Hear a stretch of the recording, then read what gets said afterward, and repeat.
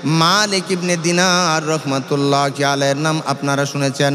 মালিক ইবনে দিনার রহমাতুল্লাহি আলাইহিকে এক ব্যক্তি বলে, ওগো আল্লাহর বান্দা মালিক ইবনে দিনার, আপনার অতীত জীবনটা তেমন ভালো ছিল না, আপনি নেশায় বেবুর থাকতেন, কিন্তু আপনার জীবনটা কেমনে এত সুন্দর হইল, পরিবর্তন হইল, আমাকে একটু বলবেন।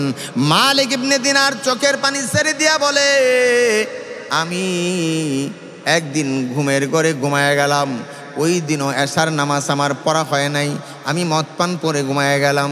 ঘুমায় যাওয়ার পরে স্বপ্নের যুগের ভিতরে একটা ঘটনা ঘটলো, বিরাট বড় একটা ঘটনা। ওই দিন থেকে আমি পরিবর্তন হয়ে গেলাম।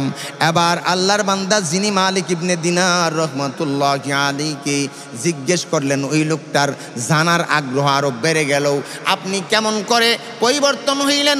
মালিক ইবনে দিনার রহমাতুল্লাহি আলাইহি বলেন, আমি ঘুমের ঘরে ঘুমায় গেলাম, ঘুমের ঘরে ঘুমায় যাওয়ার পরে আমি স্বপ্ন যুগের মধ্যে দেখতেছি হাসরের ময়দান কায়েম হয়ে গেছে, এই লোকেরা হাসরের ময়দানের দিকে দৌড়াইতেছি।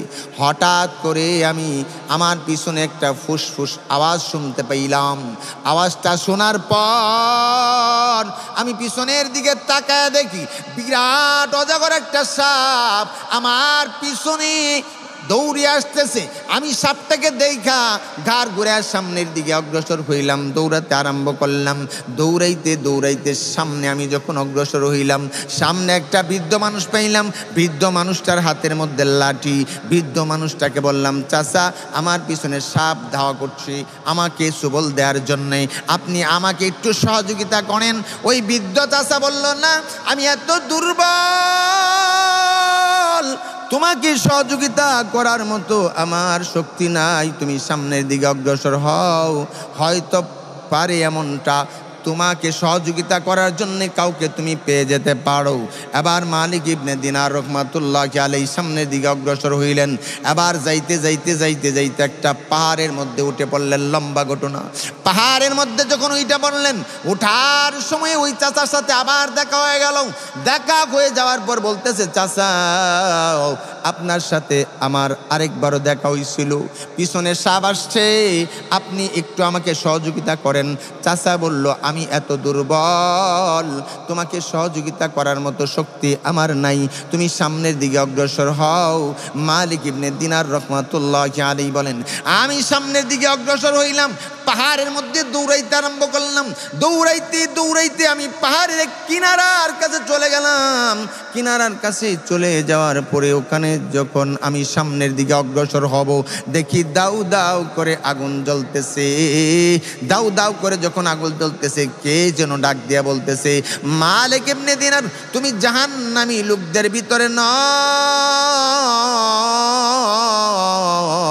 তুমি পিছনের দিকে অগ্রসর হও। এমন আগুন জ্বলতেছে, কবির ভাষায় বলতে হয়, লকড়ি জলকর কয়লা বুনতাও, কয়লা জলকর আগ হায়, আগ জলকর ऐसे बुनता ना कोयला ना आग है। लकड़ी जलकर कोयला बुनता, कोयला जलकर आग है, आग जलकर ऐसे बुनता ना कोयला ना आग है। মালিক ইবনে দিনার রহমাতুল্লাহি আলাইহি বলেন, দাউ দাউ করে লাগতেছে, শুধু আগুন জ্বলতেছে। আমি পাশ কাইটা ডান দিকে অগ্রসর হইলাম। ডান দিকে দৌড়ায়া যাইতে যাইতে যা দেখি গোল একটা পাহাড় দেখা যায়। আমি ওই পাহাড়ের মধ্যে উঠে পড়লাম দৌড়ায়া। পাহাড়ের মধ্যে যা দেখি বিরাট সুন্দর একটা গড় দেখা যায়।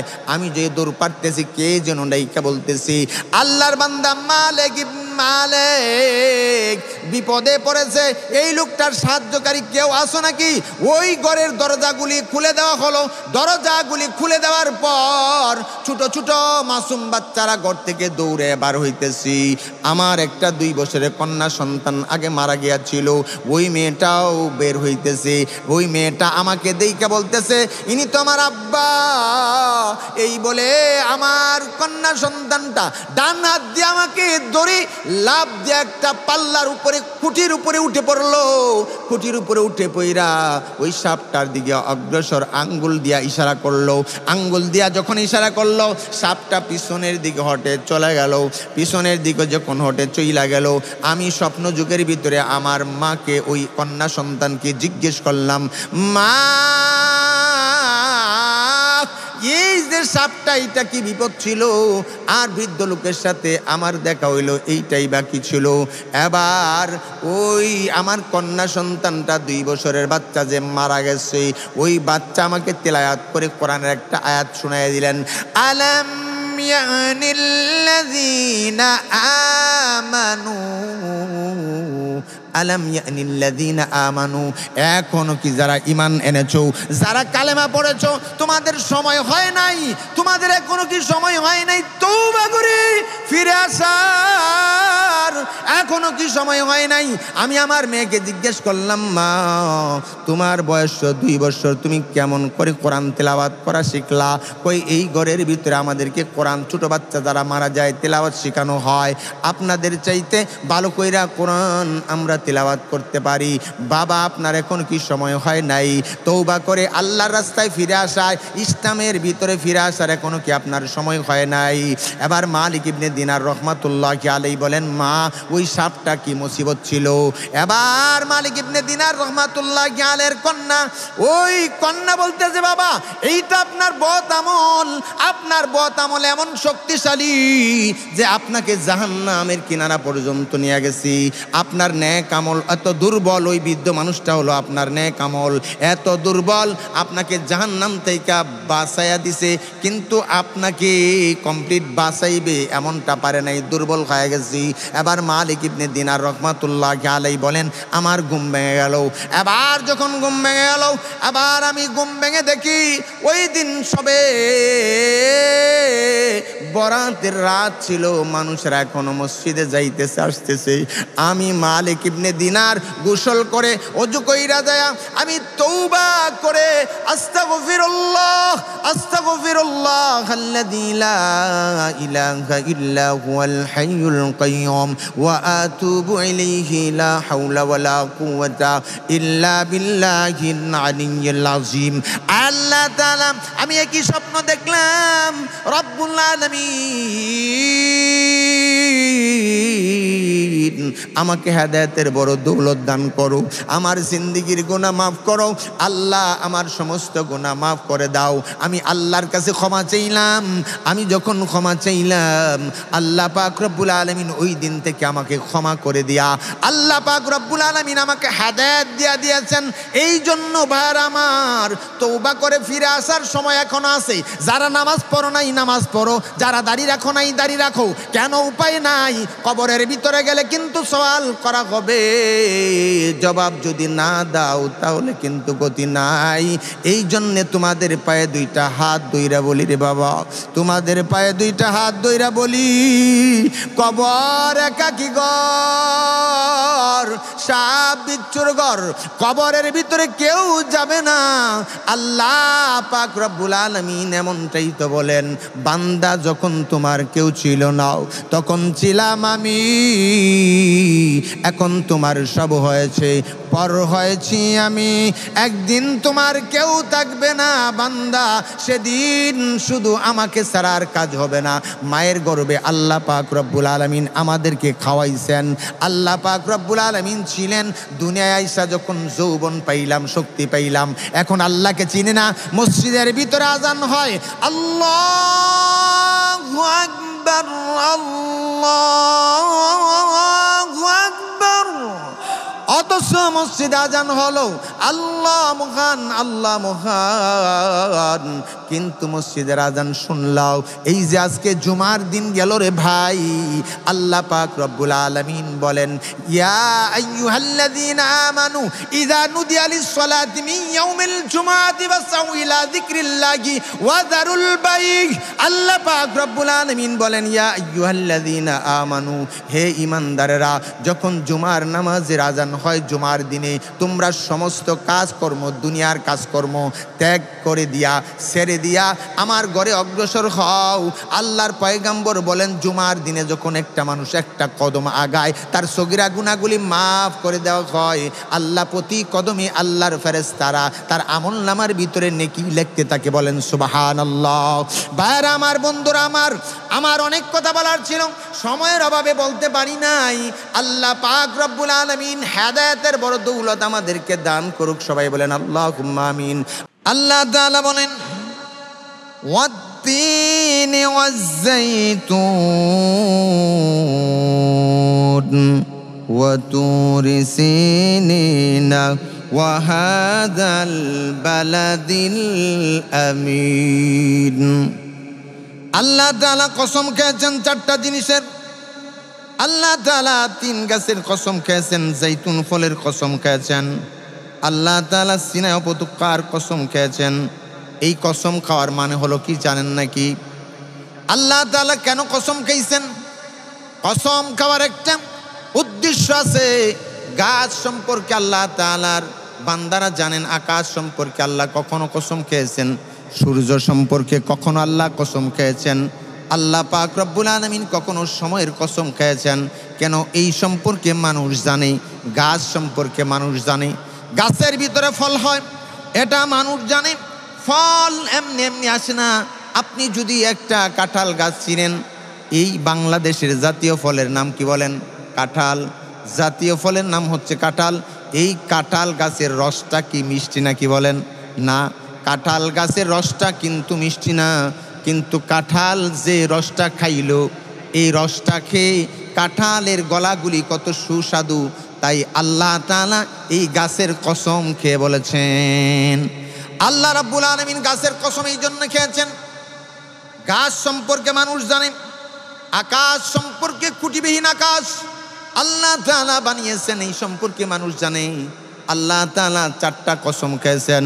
4টা কসম খেয়ে আল্লাহ বলেন, লাকাদ খালাকনাল ইনসানা ফি আহসানি তাকওয়িম। আল্লাহ তাআলা 4টা কসম খেয়ে বলেন, লাকাদ খালাকনাল ইনসানা। ইনসান আরবি শব্দ, এর বাংলা হচ্ছে মানুষ। আল্লাহ তাআলা মানুষকে সৃষ্টি করেছেন এত সুন্দর করে। অন্য কোনো জাতিকে আল্লাহ পাক রব্বুল আলামিন এত সুন্দর করে সৃষ্টি করেন নাই, বানায় নাই। আল্লাহ পাক রব্বুল আলামিন মানুষকে যত সুন্দর করে বানিয়েছেন, আল্লাহ নিজেই বলেছেন মানুষকে আমি এত সুন্দর করে বানিয়েছি। বানানোর কারণ আছে। আল্লাহ তাআলা মানুষকে সুন্দর করে বানানোর একটা কারণ হচ্ছে মানুষ আল্লাহ তাআলার ইবাদত করবে এবং আল্লাহ তাআলা তাদেরকে জান্নাত দিবেন। আল্লাহ তাআলা পবিত্র কোরআনুল কারীমের ভিতরে বলেন, ওয়ামা খালাকতুল জিন্না ওয়াল ইনসা ইল্লা লিয়াবুদুন। মানুষ এবং জিনকে আমি সৃষ্টি করেছি একমাত্র আমার ইবাদত করার জন্যে, উপাসনা করার জন্যে। মানুষ আল্লাহ পাক রব্বুল আলামিনের ইবাদত করবে, বন্দি করবে। আল্লাহ তাআলা বান্দার জন্যে আল্লাহ সবচেয়ে সুন্দর একটা জায়গা জান্নাত রেখে দিয়েছেন। মানুষকে আল্লাহ পাক সবচেয়ে সুন্দর করে সৃষ্টি করেছেন। ওই যে এক বাদশা জ্যোৎস্না রাতের ভিতরে ছাদের উপরে উঠে বাদশার স্ত্রীর সাথে, রানীর সাথে গল্প করতে করতে এক পর্যায়ে বলে ফেলেছে, তুমি যদি চাঁদের চাইতে সুন্দর না হও তবে তুমি তালাক। আগের মানুষ তো সহজ সরল ছিল। স্ত্রী ভাবলো, হায় বাদশা এটা কেমন কথা বলল, চাঁদের চাইতে মানুষ কোনোদিন সুন্দর হতে পারে না, কাজেই আমি তালাক হয়ে গেছি। এইটা ভেবে বাপের বাড়িতে চলে গেছে। রাজায় বড় টেনশন। ভালো লাগে না, একা একা ভালো লাগে নাকি? একা একা তো ভালো লাগে না, স্ত্রী ছাড়া ভালো লাগে না। এই জন্যে রাজা বড় চিন্তায় পড়ে গেল, কি বললাম, কি বলতে কি হয়ে গেল। এবার উলামায়ে কেরামের কাছে গেলেন, হুজুরদের কাছে যখন যাই, হুজুররা যায় বলে, আপনি যদি এমনটা বলে থাকেন তবে আপনার স্ত্রী তালাক হয়ে গেছে। যাইতে যাইতে খুঁজতে খুঁজতে এলাকার ভিতরে, রাজ্যের ভিতরে বড় একটা মাদ্রাসা, ওই মাদ্রাসার মধ্যে গেলেন। বাদশা যায় ভাবলেন যে এই হুজুরের কাছে গেলে পরে আমার এই সমাধান আমি পেতে পারি। তাই বড় আলেম, বড় হুজুরের কাছে উনি গেলেন। যা জিজ্ঞেস করলেন, হুজুর আমি এমন এমন ছাদের ভিতরে রাত্রিবেলায় জ্যোৎস্না রাতে উঠে আমি আমার স্ত্রী দুইজনে গল্প করতে করতে আমার স্ত্রীকে বলে ফেলেছিলাম যে তুমি যদি চাঁদের চাইতে সুন্দর না হও তবে তালাক। এই স্ত্রী এই কথাটা শুনে সে বাপের বাড়ি চলে গেছে। মানুষ কখনোই চাঁদের চাইতে সুন্দর হতে পারে না। এই কথা শুনে আমার স্ত্রী রানী বাপের বাড়ি চলে গেছে। তাই নাকি? আপনি এমনটা যদি বাদশা বলে থাকেন তবে তালাক হয়ে গেছি। এই কথা বলার সঙ্গে সঙ্গে উনি মনটা খারাপ করে হুজরাখানা থেকে বের হয়ে আসলেন। বের হয়ে আসার পথে একজন ছোট্ট বালক 8 বছরের বয়স নাবালেক একজন শিশু, সে বলতেছে, দাঁড়া চাচা, আপনি হুজুরের দরবারে গেলেন, হুজুরের খানকার ভিতরে প্রবেশ করলেন। প্রবেশ করার সময়ে দেখলাম আপনার মনটা ভালোই ছিল, কিন্তু আপনি এখন যখন বের হলেন, বের হওয়ার পরে আপনার মনটা বড় মলিন, আপনার চোখ দিয়া পানি পড়ে যাবে, টলমল করতেছি, কারণটা কি আমাকে আপনি বলবেন নাকি? কয়, বাবা তুমি ছোট মানুষ, তোমাকে বললে কি হবে? নাসুর বান্দা অনেক সময়, ছোট্ট ছেলেরাও কিন্তু আপনার অনেক সময় যদি বলে আমার কাছে বলেন এটা, তাহলে বলতে বাধ্য হয় মুরব্বীরা, ঠিক কিনা বলেন? বাধ্য হয়, কিন্তু অনেক সময় যখন ছাড়ে না তখন বলতেছি, বাতিজা আমি কি বলবো, তোমার চাচিকে আমি রাত্রিবেলায় জ্যোৎস্না রাতে ছাদের মধ্যে উঠে দুইজনে গল্প গুজব করতেছিলাম। এমন সময়ের ভিতরে তোমার চাচিকে আমি আবেগের সাথে বলতে বলতে বলে ফেলেছি, তুমি যদি চাঁদের চাইতে সুন্দর না হও তবে তুমি তালাক হয়ে যাবা। এই কথা বলার সঙ্গে সঙ্গেই তোমার চাচি আমার বাড়ি থেকে তার বাপের বাড়ি চলে গেছে। সে বলতেছে, চাঁদের চাইতে কখনোই মানুষ সুন্দর হতে পারে না। এবার ওই ছোট্ট বালকটা 8 বছর বয়স বলতেছে, চাচা আপনি চাচিকে নিয়ে আসেন, চাচি তালাক হয় নাই। আমি বললাম তালাক হয় নাই, আপনি চাচিকে নিয়ে ঘর সংসার করেন। এই কথা শুনে, বালকের কথা শুনে রাজা আশ্চর্য হয়ে গেল। আবার হুজুরের কাছে গেলেন, হুজুরের কাছে যা বললেন, হুজুর ওই যে একটা বালক দেখা যায়, বালক বলল যে তালাক হয় নাই, সে বলল চাচা আপনি চাচিকে বাড়িতে নিয়ে আসেন, তালাক হয় নাই। এবার হুজুর ডাকলেন ছাত্রকে, কাছে আসলো। কাছে আসার পরে বলল, বাবা তুমি এই কথার প্রমাণ কেমনে দিবা, ওই কথার প্রমাণ তুমি কেমনে দিবা? তখন ওই বালকটা বলতেছেন, বাল হুয়া কুরআনুম মাজিদ ফি লাওহিম মাহফুজ, আল্লাহর কোরআন লাওহে মাহফুজ থেকে এসেছে, আল্লাহর কোরআন সত্য, আল্লাহর কথাটাও সত্য। বলেন আল্লাহু আকবার। আমি আল্লাহর কোরআন থেকে তার প্রমাণ দিব। চাচিদের তালাক হয় নাই তাই নাকি? এলাকার সমস্ত গণ্যমান্য ওলামায়ে কেরাম সবাই বলল তালাক হয়ে গেছে, তুমি বললা তালাক হয় নাই, তার প্রমাণ তুমি কেমনে দিবা? আল্লাহর কালাম পবিত্র কোরআনুল কারীম থেকে এর প্রমাণ আমি দিয়া দিব। বাবা তার প্রমাণ তুমি কেমনে দিবা? কয়, রাজ দরবারে আগামীকালকে মাগরিবের নামাজের সময় সবাইকে ডাকবেন। মাগরিবের নামাজের আগে আমি নামাজের মধ্যে, নামাজের পরেই তার চাচি যে তালাক হয় নাই এই কথাটা আমি বলে দেব। করা হলো, ওই ছোট্ট 8 বছরের নাবালেক একজন বালকের কথা মতো রাজ দরবারে বড় বড় আলেমদেরকে ডাকা হলো। আলেমরা উপস্থিত হলেন। আশ্চর্য ব্যাপার, এলাকার ভিতরে আশ্চর্য, সবাই হতভম্ব। একজন 8 বছরের বালক নাকি প্রমাণ দিবে তালাক হয় নাই। অনেক মানুষজন জামায়াত হয়েছে, রাজ দরবারে এসেছে, আলেম ওলামারা এসেছে। মাগরিবের নামাজের আজান দেওয়া হলো। মাগরিবের নামাজের আজান দেওয়ার পরে ইমামতি করবে তো সাধারণত বড় হুজুর, তারাই, ঠিক কিনা বলেন? এখানে যদি 10 জন হুজুর থাকে তাহলে যিনি বড় হুজুর ওনাকেই তো ইমামতির দায়িত্ব দেওয়া হবে, হবে কিনা বলেন? কিন্তু দেখা গেল বালকটা বলল, হুজুর আমাকে ইমামতির দায়িত্ব দিতে হবে। বলে, বাবা তুমি একজন বালক মানুষ, এখানে কত বড় বড় আলেম আছে, তারা ইমামতি করবে। কয়, না, আমি নামাজের ভিতরে আমি চাচি যে তালাক হয় নাই তার প্রমাণ দিয়া দিব। বলেন আল্লাহু আকবার। এখন তো দিতেই হয়, কারণ হচ্ছে নামাজের ভিতরে সে আল্লাহর কোরআন থেকে প্রমাণ দিবে যে চাচি রানী তালাক হয় নাই, তাহলে তো দিতেই হয় তাকে। ইমামতির দায়িত্ব দেওয়া হলো। আবার সূরা ফাতিহা পড়লেন। সূরা ফাতিহার পরে আরেকটা সূরা পড়লেন। সূরার পরে দ্বিতীয় রাকাতের মধ্যে দাঁড়াইলেন। দ্বিতীয় রাকাতের মধ্যে দাঁড়ায় সূরা ফাতিহা পড়লো। আর সূরা ফাতিহার পরে সূরা 3 শুরু করলো, ওয়াত্তিনি ওয়াজ্জাইতুন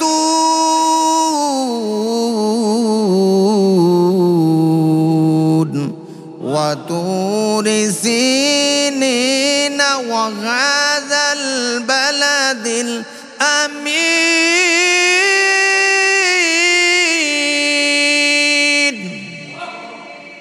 লাকাদ খালাকনাল কামারা ফি আহসানি তাকওয়িম। পিছন থেকে আল্লাহু আকবার। ইমাম সাহেব যদি ভুল করে মুক্তাদিরা লোকমা দেয় কিনা বলে? কি বলে? বলে আল্লাহু আকবার। মানে হচ্ছে ভুল হচ্ছে। এই জন্য পিছন দিয়া যারা মুসল্লি যারা ছিলেন তারা লুকমা দিলেন, আল্লাহু আকবার। এবার বালকটা আবার শুরু করলেন, ওয়াত্তিনি ওয়াজ্জাইতুন ওয়া তুরি সিনিনা ওয়া হাযাল বালাদিল আমিন লাকাদ খালাকনাল কমারা ফি আহসানি তাকওয়িম।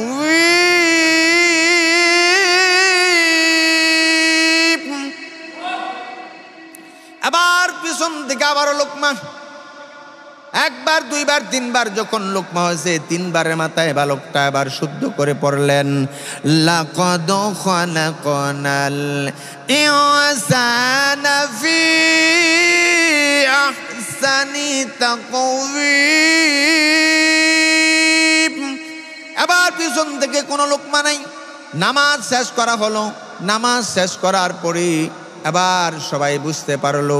এবার বালকটা বলতেছেন, আপনারা সাক্ষী চাচি যে তালাক হয় নাই কেন? আমি সূরার ভিতরে লাকাদ খালাকনাল ইনসানার জায়গায় লাকাদ খালাকনাল কমারা ফি আহসানি তাকওয়িম মানে আকাশের চাঁদটা সুন্দর বলেছিলাম, আপনারা ভুল ধরেছেন।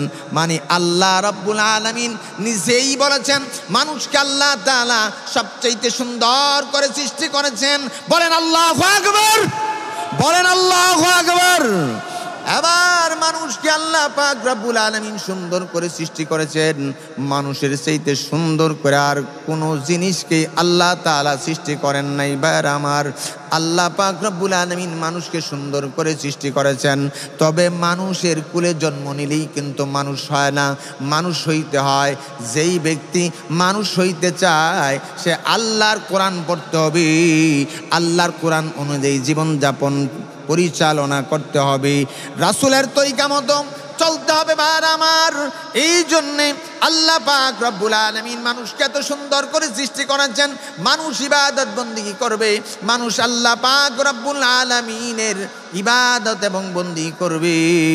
মানুষ যখন ইবাদত বন্দেগী করবে আল্লাহ তাআলা তখন আকাশের মালিক খুশি হয়ে যাবেন। বলেন সুবহানাল্লাহ। ভাইরা আমার, বন্ধুরা আমার, ইবাদত না করে আমাদের কোনো গতি নাই, কোনো উপায় নাই, যাওয়ার কোনো জায়গা নাই। কেন? মানুষ আবার আল্লাহ পাক রব্বুল আলামিন বলেছেন মানুষের চাইতে নিমুখ হারামও নাই। মানুষ কিন্তু বড় নিমুখ হারাম, কিন্তু ধরা পড়বে। আল্লাহ পাক রব্বুল আলামিন কোরআনের আরেক আয়াতের মধ্যে বলেন, ইন্নাল ইনসানা লিরাব্বিহি লাকানুদ। মানুষ তার রবের ব্যাপারে বড় গাফেল, মানুষ বড় নিমুখ হারাম, এই কথাও আল্লাহ তাআলা বলেছেন। ভাইরা, দেখা যায় আমাদের চালচলন এমন চালচলন হয়েছে, সেই দিকে আমি বলবো না, আপনারাই ভালো জানেন। মানুষের কিছু কর্ম দেখলে মনে হয় শয়তান এদেরকে দেইখা মুস্কি মুস্কি হাসে, এমন কাজও করে। ওই দিন কিছুদিন আগে দেখলাম এক ভদ্রলোক রিক্সা থেকে নামলো, একটা সিগারেট মুখের মধ্যে, নাইমা সাইরাই দাঁড়ায় প্যানের সেন্টটা খুললো। প্যানের সেন্টটা খোলার আর প্রস্রাব করা দেরি হলো না, দাঁড়ায় দাঁড়ায় পশ্চিম দিকে প্রস্রাব করতেছে। প্রস্রাব করার পরে জিজ্ঞেস করলাম, ভাই আপনার নাম কি? কয় আমার নাম আব্দুল কাদের। আমি বললাম আপনার নাম আব্দুল কাদের, কিন্তু আপনি যে কাজটা করলেন জাহেলের মতো, আপনি মুসলমানের বাচ্চা হইয়া এই কাজ করতে পারেন না, ঠিক কিনা বলেন? আল্লাহর পয়গম্বর নবী মুহাম্মদুর রাসূলুল্লাহ সাল্লাল্লাহু আলাইহি ওয়াসাল্লাম যখন মেরাজে গেলেন, মেরাজে যাওয়ার সময় খরমের আওয়াজ পাইলেন। জিব্রাইলকে ডাক দিয়া বলি, ভাই জিব্রাইল, আমার পিছনে পিছনে আমাদের কিসের একটা আওয়াজ শোনা যায়? আমি আছি আর তুমি আছো, আমার রব দেখতেছেন। ভাই জিব্রাইল, তৃতীয় আরেকটা আওয়াজ মনে হয় শোনা যায়। এবার জিব্রাইল বলে, ওগো আল্লাহর পয়গম্বর, আপনার সাহাবী জমিনের ভিতরে পাও মারে, সাহাবীটার নাম কি? এবার জিব্রাইল বলে, নবীজি আপনার সাহাবীর নাম হচ্ছে বেলাল। এবার নবীজি মেরাজ থেকে ফিরে আসলেন। মেরাজ থেকে ফিরে আসার পরে বেলাল রাদিয়াল্লাহু তাআলা আনহুকে ডাকলেন। বেলাল রাদিয়াল্লাহু তাআলা আনহুকে ডেকে বলতেছেন, বেলাল তুমি কি আমল করো এমন যে আমি মেরাজে যাইয়াও আকাশের ভিতরে আল্লাহর আরশ আজিম পর্যন্ত আকাশের মধ্যে তোমার খরমের আওয়াজ, পাওয়ের আওয়াজ শোনা যায়, তুমি কেমন এমন কি আমল করো? বেলাল রাদিয়াল্লাহু তাআলা আনহু চোখের পানি ছেড়ে দিয়ে বলেন, ওগো নবীজি, ওগো আল্লাহর পয়গম্বর, আমি তেমন কোন আমল করি না, আপনি আমারে যা শিখাইছেন তাই আমি শিখাইছি, আমি তাই শিখেছি, গোলামের বাচ্চা আমি গোলাম। ওগো নবীজি, তেমন কোনো আমার কোনো আমল নাই। আপনি একটা হাদিস বলেছিলেন, ক্বালা রাসূলুল্লাহ সাল্লাল্লাহু আলাইহি ওয়াসাল্লাম, আস-সালাতু মিফতাহুল জান্নাতিস সালাহ, আস-সালাতু মিফতাহুল জান্নাতিস সালাতি ওয়া মিফতাহুল জান্নাতিস সালাতিত তুহুর। ওযু হলো নামাজের চাবি, নামাজ হলো জান্নাতের চাবি। ওগো নবীজি, আপনি বলেছিলেন, ক্বালা রাসূলুল্লাহ সাল্লাল্লাহু আলাইহি ওয়াসাল্লাম, আত-তুহুরু শাতরুল ঈমান, পবিত্রতা ঈমানের অঙ্গ। ওগো নবীজি, আপনি বলেছিলেন, বেলাল অপবিত্র অবস্থায় থাকিও না, পবিত্রতা সহিত সব সময় থাকিও। ওগো নবীজি, ওই দিন থেকে আমার যখন ওযু ছুটে যায়, আমার যখন প্রস্রাব পায়খানার টয়লেটের প্রয়োজন হয়, তখন সঙ্গে সঙ্গেই আমি জরুরত সারার পর ওযু করিয়া 2 রাকাত তাহিয়াতুল ওযু, দুখুলুল মসজিদ, 2 রাকাত নামাজ। নবীজি বলে, বেলাল তোমার এই পবিত্র থাকার কারণে আল্লাহ তাআলা তোমাকে এত পছন্দ করেছেন, তোমার পায়ের আওয়াজ পর্যন্ত আরশ আজিম পর্যন্ত পৌঁছে। বলেন আল্লাহু আকবার, বলেন আল্লাহু আকবার, আল্লাহু আকবার। চিন্তা করে দেখো ও ভাইয়ের আমার, মুসলমান ভাইয়েরা, চিন্তা করে দেখো, অনেক ভাই ভদ্রলোক, অনেক সম্মানিত মানুষ এখানে আছেন, কিন্তু দেখা যাবে ওযুর সহিত এখানে বসা হয় নাই। আপনার প্রস্রাব আপনার কাপড়ের ভিতরে ভরে রয়েছে। আপনি আত-তুহুরু শাতরুল ঈমান, পবিত্রতাটা অর্জন করেন। পবিত্রতা অর্জন করার কারণেই বেলাল রাদিয়াল্লাহু তাআলা আনহুর মৃত্যুটা ঈমানের সহিত হয়েছে। শুধু তাই নয়, আল্লাহ পাকের পয়গম্বর নবী মুহাম্মদুর রাসূলুল্লাহ সাল্লাল্লাহু আলাইহি ওয়াসাল্লাম যখন জান্নাতের মধ্যে যাবেন, ডান পাশে থাকবেন হযরত আবু বকর সিদ্দিক রাদিয়াল্লাহু তাআলা আনহু, বাম পাশে আমিরুল মুমিনিন খলিফাতুল মুসলিমিন হযরত ওমর রাদিয়াল্লাহু তাআলা আনহু। এইভাবে সাহাবীরা ওমর, ফারুক এবং উসমান গনি রাদিয়াল্লাহু তাআলা আনহু, হযরত আলী রাদিয়াল্লাহু তাআলা আনহু, তাদেরকে নিয়ে আল্লাহ পাক রব্বুল আলামিন বলবেন, বন্ধু জান্নাত আপনি উদ্বোধন করেন। আপনার মহাব্বতের যারা, তাদেরকে নিয়ে নবীজি এবার হযরত আবু বকর সিদ্দিক, হযরত ওসমান গনি রাদিয়াল্লাহু তাআলা আনহু, আমিরুল মুমিনিন খলিফাতুল মুসলিমিন হযরত ওমর রাদিয়াল্লাহু তাআলা আনহুকে নেবেন, হযরত আলী রাদিয়াল্লাহু তাআলা আনহুকে নেবেন। আল্লাহ পাক রব্বুল আলামিন ডাক দেয়া বলবেন, ওগো বন্ধু, ওগো আমার পয়গম্বর, ওগো আমার দোস্ত, আমার একজন পছন্দের বান্দা আছে। নবীজি এবার চুপ হয়ে যাবেন, থক হয়ে যাবেন, আশ্চর্য হয়ে যাবেন। এবার আল্লাহ পাক রব্বুল আলামিনের কাছে ফরিয়াদ করবেন, ওগো রব্বুল আলামিন, আপনার পছন্দের বান্দাটাকে একটু যদি আমারে শুনাইতেন। এবার আল্লাহ পাক রব্বুল আলামিন বলবেন, আল্লাহ পাক রব্বুল আলামিন বলবেন, আপনার পছন্দের বান্দা যিনি, আমার পছন্দের বান্দা যিনি, ইনি হলেন আপনার সাহাবী বেলাল রাদিয়াল্লাহু তাআলা আনহু। বলেন আল্লাহু আকবার, বলেন আল্লাহু আকবার। অথচ এখন যারা ওযুর ফরজটা পর্যন্ত জানেন না, গোসলের ফরজটা পর্যন্ত জানেন না। এই জন্যে ভাইরা আমার একটু চিন্তা করেন, ওযুর ফরজ কয়টা? ওযুর ফরজ হচ্ছে 4টা। সমস্ত মুখ ভালোভাবে ধৌত করা, 2 হাতের কুনির ওপর পর্যন্ত ভালোভাবে ধৌত করা, মাথার 4 ভাগের 1 ভাগ মাসা করা, 2 পায়ের টাকনুর উপর পর্যন্ত ভালোভাবে ধৌত করা। ওযুর ফরজটা বলে দিলাম। আপনি আজকের এই আলোচনার ভিতরে যদি ওযুর আমলটা করেন এবং আপনি যদি এই পবিত্রতার আমল করেন, আল্লাহ তাআলা আপনাকে হযরতে বেলাল রাদিয়াল্লাহু তাআলা আনহুর সাথে জান্নাতি বানায় দিবেন। বলেন আল্লাহু আকবার, বলেন আল্লাহু আকবার। আলহামদুলিল্লাহি রাব্বিল আলামিন।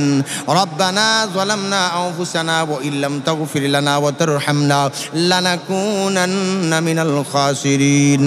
রব্বানা তাকাব্বাল মিন্না ইন্নাকা আনতাস সামিউল আলিম ওয়া তুব আলাইনা ইন্নাকা আনতাত তাওয়াবুর রহিম। আদর করিয়া মানুষ আল্লাহ বানাইয়া কেমনে দিবেন জাহান্নামে ওগো ফেলিয়া, কেমনে দিবেন জাহান্নামে ওগো ফেলিয়া। সকলের ওই দরজা হতে মাওলা ফিরিয়া আপনার দরজায় রইলাম পড়িয়া।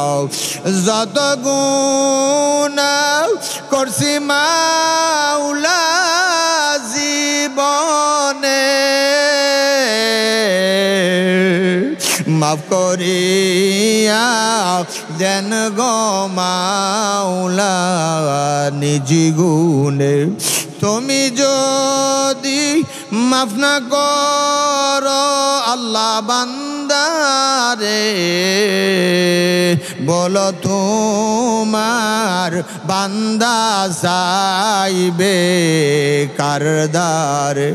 রব্বুল আলামিন তুমি যদি ক্ষমা না করে দাও, মাফ না করে দাও, কে মাফ করে দিবে? আল্লাহ আমাদের তামাম জিন্দেগির গুনাহগুলি মাফ করে দাও। আমাদের দোয়ার হাদিয়া তোমার বন্ধুর রওজা মোবারকে সোনার মদিনায় মদিনা তারে পৌঁছিয়ে দাও। আদি পিতা আদম আলাইহিস সালাতু ওয়াস সালাম হতে আজ পর্যন্ত যতগুলি মুমিন অন্ধকার কবরে, রব্বুল আলামিন তাদের রূহ মোবারকে আমাদের দোয়ার হাদিয়াটুকু পৌঁছিয়ে দাও। আল্লাহ রব্বি কারীম, অনেকের আব্বা নাই, অনেকের আম্মা নাই। রব্বুল আলামিন যাদের আব্বাকে নিয়ে যাদের কবরে নামায় রাখছে, আল্লাহ আমাদের বাবা যাদের নাই, আল্লাহ আল্লাহ আল্লাহু লা ইলাহা ইল্লা হুয়াল হাইয়ুল কাইয়্যুম, আল্লাহু লা ইলাহা ইল্লা হুয়াল হাইয়ুল কাইয়্যুম, আল্লাহু লা ইলাহা ইল্লা হুয়াল হাইয়ুল কাইয়্যুম। আল্লাহ জিন্দেগির গুনাহগুলি মাফ করে দাও ইয়া আরহামার রাহিমিন, ইয়া আরহামার রাহিমিন।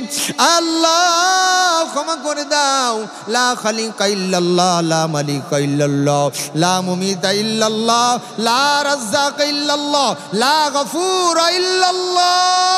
আল্লাহুম্মা ইন্না নাসআলুকাল জান্নাহ ওয়া নাউযু বিকা মিনান নার।